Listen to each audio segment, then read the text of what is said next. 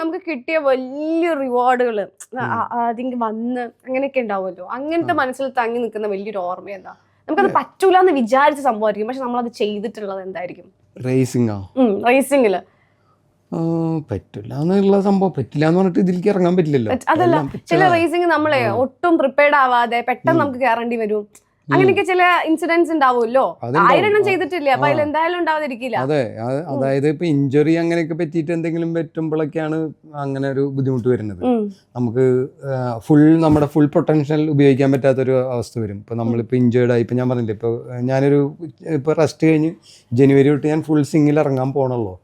ഇപ്പൊ ഒരു 5-8 മാസമായിട്ട് ആക്സിഡന്റിന് ശേഷം ഫുൾ വണ്ടി ഓടിക്കുന്നുണ്ട്, എല്ലാം ചെയ്യുന്നുണ്ട്, പക്ഷെ ആ കോമ്പറ്റീഷനിൽ 100% എത്തിയിട്ടില്ല. അപ്പൊ ആ ഒരു ബുദ്ധിമുട്ടുണ്ട്. അത് കഴിഞ്ഞ് ജനുവരി തൊട്ട് വീണ്ടും ഫുൾ സെറ്റായി, ഫുള്ളായി.